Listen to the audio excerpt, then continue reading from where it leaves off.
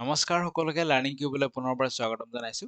চিটেট 2026 যাৰ এপ্লিকেশ্যন ইতিমধ্যে শেষ হৈছিল, কিন্তু এখন নটিচ আহিছে। নটিচখনৰ মতে কোৱা হৈছে যে চিটেট 2026ৰ এপ্লিকেশ্যন পুনৰবাৰ কৰিব পাৰিব। এপ্লিকেশ্যন পৰ্টেল পুনৰবাৰ খুলি দিয়া হৈছে। ঠিক আছে, গতিকে আমি আজি আলোচনা কৰিম যে এই নটিচখনৰ মতে কোনে কোনে এপ্লাই কৰিব পাৰিব, আৰু যিসকল ৰিচেণ্টলি BEd বা DLEডত এডমিশ্যন লৈছে জুলাই মাহত, আগষ্ট মাহত, তেওঁলোকে এপ্লাই কৰিব পাৰিবনে নাই সেই বিষয়ে কথা পাতিম। আৰু যদি এপ্লাই কৰিব পাৰে তেন্তে খুব কম দিন যিহেতু আছে, আৰু এই কম দিনত কি ধৰণে প্ৰিপাৰেশ্যন কৰিব, এই আটাইবোৰ কথা আমি ডিছকাছ কৰিম। ঠিক আছে, তো নটিচখনত অপৰচুনিটি বুলি কৈছে, আৰু গোটেই নটিচখন পঢ়িলে এইটো কথা ক্লিয়াৰ হৈ যায় যে ইয়াত সকলোৱে পুনৰবাৰ, যিসকলে আগতে এপ্লাই কৰা নাছিল, সকলোৱে পুনৰবাৰ এপ্লাই কৰিব পাৰিব। ঠিক আছে, আৰু আগতে যিসকলে এপ্লাই কৰি থৈছে তেওঁলোকে পুনৰ এপ্লাই কৰাৰ কোনো প্ৰয়োজন নাই। এতিয়া আমি কথা পাতো ৰিচেণ্টলি যিসকলে এডমিশ্যন লৈছে তেওঁলোকৰ কি হ'ব, তেওঁলোকে এপ্লাই কৰিব পাৰিব নে নোৱাৰে। ঠিক আছে, চেনেল ভাল লাগিলে ছাবস্ক্ৰাইব কৰি থ'ব। টিচিং জব ৰিলেটেড কণ্টেণ্ট আমি এই চেনেলটোৰ জৰিয়তে আনি থাকোঁ। 2026ত যিসকলে এডমিশ্যন ল'লে BEd বা DLEড, তেওঁলোকে এতিয়া ফাৰ্ষ্ট ছেমিষ্টাৰত আছে। গতিকে ফাৰ্ষ্ট ছেমিষ্টাৰত থাকিলে চিটেট এপ্লাই কৰিব পাৰে নে নোৱাৰে। NCTৰ ফালৰ পৰা ক্লিয়াৰ গাইডলাইন আছে যে BEdত এডমিশ্যন লোৱাৰ পিছৰ পৰাই, ঠিক আছে, BEd মানে বা DLEডো হ'ব পাৰে, টিচাৰ ট্ৰেইনিং ইনষ্টিটিউশ্যনত এডমিশ্যন লোৱাৰ পিছৰ পৰাই সকলোৱে চিটেট পৰীক্ষাত বহিব পাৰে। এই বিষয়ে NCTয়ে ক্লিয়াৰ গাইডলাইন দি থৈছে। গতিকে ফাৰ্ষ্ট ছেমত যিসকলে এতিয়া আছে তেওঁলোকেও বহিব পাৰে, চিন্তাৰ কাৰণ নাই। কিন্তু যদি জানি থোৱা যে GT PGT অসমে যিসমূহ পৰীক্ষা পাতে, টেটকাম ৰিক্ৰুইটমেণ্ট টেষ্ট, ইয়াতে কিন্তু তোমালোকে এপিয়াৰিং হৈ থকা সময়ত বা পঢ়ি থকা সময়ত এপ্লাই কৰিব নোৱাৰা। GT PGT টেটকাম ৰিক্ৰুইটমেণ্ট টেষ্টত এপ্লাই কৰিবলৈ পাছ কৰি ল'ব লাগিব। ক্লিয়াৰ হৈ গ'ল এইটো কথা? ঠিক আছে, তো বহিবতো পাৰা, সেইটো কথা গম পালো। এতিয়া বহা উচিত নে অনুচিত? তো চোৱা, ইয়াত কনচাৰ্ণ এটাই আছে, সেইটো হৈছে ফিজ। চিটেট পৰীক্ষাৰ ফিজ কিমান? এখন পেপাৰত, মানে আমি পেটাৰ্ণটো বুজি পাম, পেটাৰ্ণটো বুজিলে গম পাম এখন পেপাৰ কি হয়, দুখন পেপাৰ কি হয়। এখন পেপাৰ দিলে 1000 টকা ফিজ দিব লাগে, আৰু দুখন পেপাৰত যদি আমি বহো আমি 1200 টকা ফিজ দিব লাগে। ঠিক আছে, ফিজৰ বাহিৰে বেলেগ কোনো ৰিজন নাই যে বহিব নালাগে।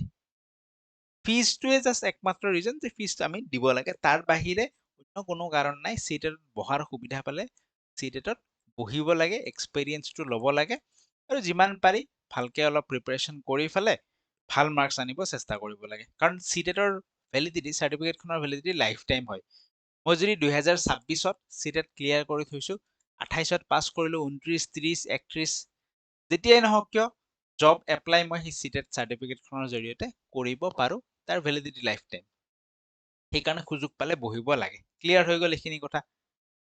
নেক্সট, যেতিয়া আমি এপ্লাই কৰিব যাম, 2026ত আমি এডমিশ্যন লৈছোঁ, পাছ কৰিম কেতিয়া? ইয়াৰ অফ পাছিং হ'ব আমাৰ 2028। ঠিক আছে, এইটো আমাৰ ইয়াৰ অফ পাছিং হ'ব।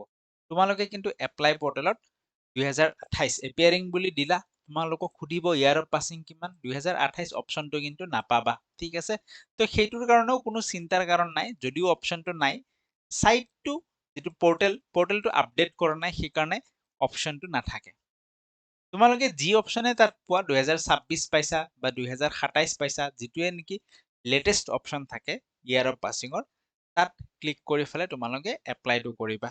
যেতিয়া চিটেটৰ তোমালোকৰ চাৰ্টিফিকেটখন আহিব, চাৰ্টিফিকেটখনত তোমালোকৰ কোনো ধৰণৰ ইয়াৰ অফ পাছিং মেনশ্যন নাথাকে, 27-28 এইবোৰ মেনশ্যন নাথাকে, গতিকে চিন্তাৰ কাৰণ নাই। জাষ্ট চাৰ্টিফিকেটখনহে আমাক প্ৰয়োজনীয়। হৈ গ'ল, এইখিনি কথা আমি বুজি পালোঁ। সকলোৱে এপ্লাই এতিয়া কৰিব পাৰিবা। যিহেতু এপ্লাই কৰিব পাৰিবা, গতিকে আমি চিটেট পৰীক্ষাটো কি ধৰণৰ হয় অলপ ডিছকাছ কৰি লওঁ। ঠিক আছে, চিটেট পৰীক্ষাৰ পেটাৰ্ণ সম্পৰ্কত আমি আলোচনা কৰোঁ। পেটাৰ্ণ, তো চিটেট পৰীক্ষা দুখন পেপাৰ থাকে। ঠিক আছে, এখন পেপাৰ 1 থাকিব আৰু এখন তোমালোকৰ পেপাৰ 2 থাকিব। পেপাৰ 1খন কোনে দিব পাৰে? পেপাৰ 1খন কেৱল মাত্ৰ আমাৰ DLEডৰ ষ্টুডেণ্টসকলে দিব পাৰে। BEdৰ ষ্টুডেণ্টসকলে পেপাৰ 1 দিব নোৱাৰে। আগত দিব পাৰিছিল, আমি যেতিয়া BEd কৰিছোঁ আমি দিছোঁ, পেপাৰ 1ও দিছোঁ, পেপাৰ 2ও দিছোঁ। বাট আজিকালি পেপাৰ 1 কেৱল DLEডৰ ষ্টুডেণ্টে দিব পাৰে। পেপাৰ 1 কাৰ কাৰণে হয়, কাক পঢ়াব পাৰি পেপাৰ 1 কৰিলে? ক্লাছ 1ৰ পৰা ক্লাছ 5লৈকে পঢ়াব আমি পাৰোঁ। মানে আমাৰ যি LP স্কুল, লোৱাৰ প্ৰাইমেৰী ছেকশ্যন আছে, লোৱাৰ প্ৰাইমেৰী ছেকশ্যনৰ কাৰণে পেপাৰ 1। আৰু বৰ্তমান অকল DLEDৰ খিনিয়েহে পেপাৰ 1খন দিব পাৰে। পেপাৰ 2 both DLED আৰু BEd ষ্টুডেণ্টে পেপাৰ 2 দিব পাৰে, ঠিক আছে। তো যিসকল BEd বৰ্তমান ৰিচেণ্টলি BEdত এডমিশ্যন ল'লে তেওঁলোকে কেৱল পেপাৰ 2 দিব পাৰিব। পেপাৰ 2 কাৰ কাৰণে ক্লাছ 6, 7, 8 এই তিনিটা ছেকশ্যনত আপাৰ প্ৰাইমেৰী যিটো ছেকশ্যন, আপাৰ প্ৰাইমেৰী ছেকশ্যন পঢ়াবৰ কাৰণে পেপাৰ 2 দিব লাগে। তো এতিয়া বহুতে হয়তো ভাবিব DLED দেখোন দুটা সুযোগ পায়, পেপাৰ 1ও পায়, পেপাৰ 2ও পাৰে, BEd মাত্ৰ পেপাৰ 2 পাৰে। বাট BEd যে আকৌ GT পাৰে, যিটো নেকি DLED নোৱাৰে, সেইকাৰণে এটা বেলেঞ্চ ক্ৰিয়েট কৰি ৰখা হৈছে। ঠিক আছে, এইখিনি কথা আমি বুজি পালো। নেক্সট আমি যিহেতু BEdৰ ষ্টুডেণ্টখিনিয়ে পেপাৰ 2 মাত্ৰ দিব পাৰে, গতিকে পেপাৰ 2ৰ পেটাৰ্ণৰ বিষয়ে আমি কথা পাতো এতিয়া। তো চোৱা, পেপাৰ 2ত কি হয়, বাট দুইখন পেপাৰতে, পেপাৰ 1 আৰু পেপাৰ 2 দুইখনতে কি হয়, তোমালোকৰ টোটেল 150টা কুৱেশ্যন থাকে আৰু 150 মাৰ্কছ থাকে। তাৰ মানে হৈছে প্ৰত্যেকটো কুৱেশ্যনত 1 মাৰ্ক থাকিব আৰু কোনো ধৰণৰ নেগেটিভ মাৰ্কিং নাথাকে, নো নেগেটিভ মাৰ্কিং, ঠিক আছে। চ' যিহেতু নেগেটিভ মাৰ্কিং নাথাকে, তোমালোকে জানা নাজানা গোটেইখিনি এটেম্প কৰি আহিবা। কি থাকে ভিতৰত 150টা প্ৰশ্নত কি ধৰণে ভাগ কৰা থাকে। প্ৰথম এটা ছেকশ্যন থাকিব যাক CDP বুলি কোৱা হয়। CDP মানে হৈছে চাইল্ড ডেভেলপমেণ্ট এণ্ড পেডাগজি। আমি শিশু এটাৰ যিটো ডেভেলপমেণ্টেল ষ্টেজেছ, ডেভেলপমেণ্ট বুলি কওঁতে তাৰ mental development, physical development, social development, emotional development, গোটেই ডেভেলপমেণ্টেল ফেজেছখিনিৰ বিষয়ে পঢ়োঁ। আৰু pedagogy is how to teach, বা ক্লাছৰুমত আমাৰ কণ্ডাক্ট বিহেভিয়াৰ কি ধৰণৰ হ'ব লাগে, সেই এটাইবোৰ টিচিং এপ্টিটিউড বুলি যে কওঁ সেইবোৰ। চ' এই CDP ছেকশ্যনটোৰ পৰা আমাৰ 30 কুৱেশ্যন থাকিব, 30 মাৰ্কছ থাকিব, 30টা প্ৰশ্ন 30 মাৰ্ক হৈ গ'ল। নেক্সট তোমালোকৰ দুটা লেংগুৱেজ পেপাৰ থাকিব, L1 লেংগুৱেজ 1 আৰু লেংগুৱেজ 2। চ' নিজৰ পচন্দ অনুযায়ী তোমালোকে যিকেইটা অপশ্যন থাকে, 6টামান ভাষা আছে আই থিংক, তাৰ পৰা লেংগুৱেজ 1 লেংগুৱেজ 2 বাছি উলিয়াব পাৰা। নৰ্মেল যিখিনি আমি অসমীয়া মানুহ অসমত আছো, আমাৰ এছপিৰেশ্যন যে BEd বা DLED কৰি উঠি পিছত আমি অসমীয়া স্কুল এখনতে পঢ়াম। তোমালোকে কি কৰিবা, লেংগুৱেজ 1 টো আছামিজ লৈ ল'বা, ঠিক আছে, আৰু লেংগুৱেজ 2 তোমালোকে ইংলিছ লৈ ল'বা। ইয়াত কিন্তু এটা কথা মন কৰিবলগীয়া যে যদি ফিউচাৰত অসম গভৰ্ণমেণ্টৰ আণ্ডাৰৰ অসমীয়া স্কুলত এপ্লাই কৰিব বিচাৰিছো, তেতিয়াহ'লে লেংগুৱেজ 1 বা 2ৰ যিকোনো এটা অসমীয়া হোৱাটো কিন্তু বাঞ্ছনীয়। এই লেংগুৱেজ 1ৰ পৰাও 30 মাৰ্কছ থাকিব তোমালোকৰ, 30 কুৱেশ্যন, আৰু লেংগুৱেজ 2ৰ পৰাও তোমালোকৰ 30 মাৰ্কছ, 30 কুৱেশ্যন থাকিব। নেক্সট আহি গ'ল তোমালোকৰ ছাবজেক্ট। এই ছাবজেক্টত যিসকল আৰ্টছ আৰু কমাৰ্চ বেকগ্ৰাউণ্ডৰ, তোমালোকৰ ছাবজেক্ট ছ'চিয়েল ষ্টাডিজ বা ছ'চিয়েল ছায়েন্স যি কোৱা, ঠিক আছে, ছ'চিয়েল ছায়েন্স বুলি ক'লো, তোমালোকৰ ছ'চিয়েল ছায়েন্স থাকিব। আৰু যিসকল ছায়েন্স বেকগ্ৰাউণ্ড, তোমালোকৰ মেথছ এণ্ড ছায়েন্স থাকিব। ক্লিয়াৰ হৈছে, মেথছ এণ্ড ছায়েন্স। ছ'চিয়েল ছায়েন্সৰ পৰা তোমালোকৰ 60 মাৰ্ক থাকিব, আৰু এইফালে মেথছ এণ্ড ছায়েন্স মিলি কেনে 60 মাৰ্ক থাকিব। এই ধৰণে 150 মাৰ্কটো ভাগ কৰা হ'ব। এই যে লেংগুৱেজ 1 দেখিছা, এই লেংগুৱেজ 1ক পুনৰ ভাগ কৰা হ'ব। এই লেংগুৱেজ 1ত 30 মাৰ্কছ আছে নহয়, এই 30 মাৰ্কছক পুনৰ 15 প্লাছ 15কে ভাগ কৰা হ'ব। এই লেংগুৱেজ 2, ইয়াত 30 মাৰ্কছকো 15 প্লাছ 15কে ভাগ কৰা হ'ব। তাৰ মানে লেংগুৱেজ 1 আছামিজৰ যিটো 15 মাৰ্কছ আছে, সেইটো তোমালোকৰ লেংগুৱেজ বেছড কুৱেশ্যন থাকিব। লেংগুৱেজ বেছড কুৱেশ্যনত কি থাকিব, কিছুমান পেছেজ থাকিব, কিছুমান পয়েম থাকিব, সেই পয়েমটোৰ তলত 4টামান প্ৰশ্ন থাকিব, এই ধৰণে থাকিব। বাকী 15 মাৰ্কছ কিহৰ পৰা থাকিব, তোমালোকৰ language pedagogy. Pedagogy is how to teach, ঠিক আছে, যোনটো পাৰ্ট নেকি এই CDPৰ লগত মিলতা জুলতা। একজেক্টলি একে নহয়, অলপমান লেংগুৱেজ বেছড পেডাগজিও থাকিব, বাট টু চাম এক্সটেণ্ট কামত আহিব CDPৰ নলেজখিনিও ইয়াতে। ঠিক সেইধৰণে ইয়াতেও 15 মাৰ্ক লেংগুৱেজৰ নলেজ সুধিব, বাকী 15 মাৰ্ক তোমালোকৰ পেডাগজি থাকিব। ছ'চিয়েল ছায়েন্সত সেইধৰণে 40 মাৰ্কছ তোমালোকৰ পিয়ৰ কণ্টেণ্ট সুধিব ছ'চিয়েল ছায়েন্সৰ, আৰু 20 মাৰ্ক তোমালোকৰ পেডাগজি সুধিব, ছ'চিয়েল ছায়েন্স পেডাগজি, ঠিক আছে। অলপ চলপটো এক্সট্ৰা পঢ়িবই লাগিব, বাট মিলতা জুলতা CDP ছেকশ্যনৰ পৰা। CDP ছেকশ্যনৰ কনচেপ্ট যদি তোমালোকৰ ক্লিয়াৰ আছে, এই লেংগুৱেজৰ 15 মাৰ্কৰ পেডাগজি, ইংলিছৰ বা বেলেগ লেংগুৱেজ 2ৰ 15 মাৰ্কৰ পেডাগজি, ইফালে তোমালোকৰ ছ'চিয়েলৰ 20 মাৰ্কৰ পেডাগজি, এই আটাইবোৰতে কামত আহিব। 30 আৰু পিনে 15 30 60 আৰু 20 80 তো CDP যদি কনসেপ্ট ভালকে ক্লিয়াৰ আছে তোমালোকৰ 150ৰ ভিতৰত 80 150ৰ ভিতৰত কিমান 80 তোমালোকৰ সেই CDP ৰ পৰাই আহিব বস্তুখিনি ক্লিয়াৰ হৈছে বাকি 40 মাৰ্কস কৰ পৰা আহিব NCERT বুকস NCERT বুকসৰ ক্লাস 6 7 8 যদি পঢ়ি গৈছা ধুনীয়াকে হৈ যাব এইখিনি ঠিক সেইধৰণে মেথছ আৰু সায়েন্সতো তোমালোকৰ ভাগ কৰা থাকিব 40 মাৰ্কস তোমালোকৰ মেথছ আৰু সায়েন্স NCERT বেসড কোৱেশ্চন থাকিব NCERT বুকৰ কনসেপ্টৰ পৰা প্ৰশ্ন থাকিব আৰু 20 নম্বৰ তোমালোকৰ পেডাগজি থাকিব মেথছ সায়েন্স পেডাগজি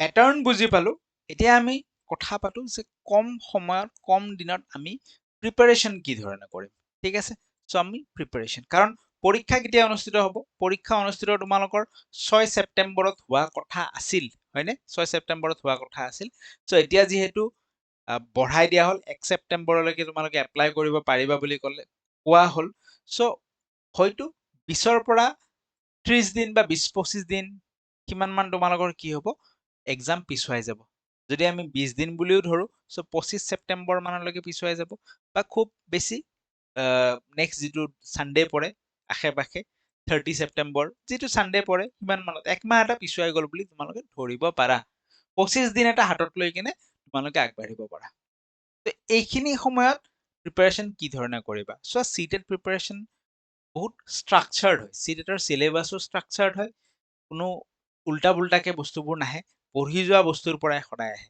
সিটেট প্ৰিপাৰেচনত দুটা ষ্টেজ আছে বা দুটা ষ্টেপ আছে সেই দুটা যোনে কৰি যাব তাৰ সিটেট প্ৰিপাৰেচন খুব ধুনীয়াকে হ'ব খুব ভাল মাৰ্কস লৈ আহিব ষ্টেজ দুটা কি কি এটা হৈছে তোমালোকে কন্টেন্ট পঢ়িবা সেকেন্ড তোমালোকে প্ৰিভিয়াস ইয়াৰ কোৱেশ্চন সলভ কৰিবা ঠিক আছে এক্সট্ৰাকে তোমালোকে কোনো ধৰণৰ বিশেষ মক টেষ্ট কিবা কিবি আমুক তামুক নিদিলেও কথা নাই অলৰেডি সিটেটৰ প্ৰিভিয়াস ইয়াৰ কোৱেশ্চন বহুত আছে যেনেকে কৈছা নহয় এইবাৰ 22 নম্বৰ সিটেট পৰীক্ষা হ'ব মানে ইয়াৰ আগত 21 বাৰ সিটেট পৰীক্ষা অনুষ্ঠিত হৈ গৈছে তাৰে 2022 চনৰ সিটেটটো অনলাইন হৈছিল অকল 22 চনৰে তোমালোকৰ 20খন মান পেপাৰ আছে সো সিটেটৰ অলৰেডি প্ৰিভিয়াস ইয়াৰ কোৱেশ্চনছ বহুত আছে সেইখিনি প্ৰেক্টিস কৰিলে মক টেষ্টৰ নিচিনা হৈ যায় বা প্ৰিভিয়াস ইয়াৰ কোৱেশ্চনছ লৈ ফেলে তোমালোকে মক টেষ্টৰ নিচিনাকে কৰিব পাৰা তো ইয়াত বেসিক্যালি কন্টেন্ট পঢ়িবা লগত PYQ সলভ কৰিবা দ্যাটস ইট কন্টেন্ট পঢ়োতে তোমালোকৰ কি কি পঢ়িব লাগিব এটা হৈছে তোমালোকে CDP পঢ়িব লাগিব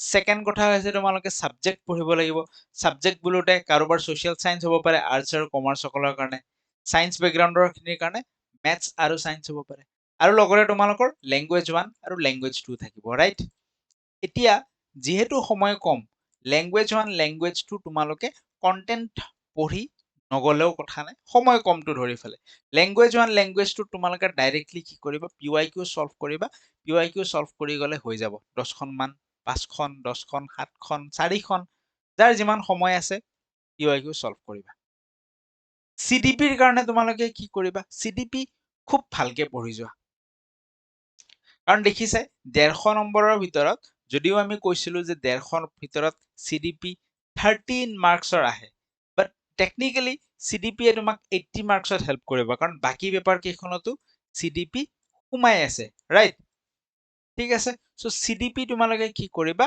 ভালকে কৰি যোৱা মাস্টাৰ হৈ যোৱা CDP ভালকে কৰি যোৱা ইয়াৰ আন এটা বেনিফিট কি পাবা CDP ভালকে কৰি গলে সেয়া হৈছে যে তোমালোকে বিএড পঢ়িবলৈ আৰম্ভ কৰিছা বা ডিএলএড পঢ়িবলৈ আৰম্ভ কৰিছা ঠিক আছে সো তোমালোকে বিএড বা ডিএলএডৰ এক্সামতো বা বিএড বা ডিএলএডত যেতিয়া ক্লাছৰুমত তোমালোকৰ টিচাৰে কিবা বুজাই থাকে সেইবোৰ তোমালোকে বেছি ভালকে বুজি পাবা প্লাস ফিউচাৰত তোমালোকে জিটি পৰীক্ষা দিব লাগিব এই সিটেটৰ CDP খিনি যেতিয়া পঢ়ি থৈ দিবা ফিউচাৰত জিটি দিওঁতেও চাবা তোমালোকৰ বহুত ইজি হৈ গৈছে বহুত ভাল স্কোৰ কৰিব পাৰিছা CDPৰ কাৰণে গোটেই ইণ্ডিয়াই যিটো চেনেল ফলো কৰে দ্যাট ইজ লেটস লাৰ্ন এই চেনেলটোৰ নাম নললে ইউটিউব চেনেল এটা এটোৰ নাম নললে আধৰুৱা হৈ ৰব লেটস লাৰ্ন চেনেলটো তাত হিমাংশী সিং বুলি মেম এগৰাকী আছে হিমাংশী সিঙৰ ভিডিঅ'স গোটেই ইণ্ডিয়াই চাই আমিও চাইছিলো ঠিক আছে হিমাংশী সিং মেম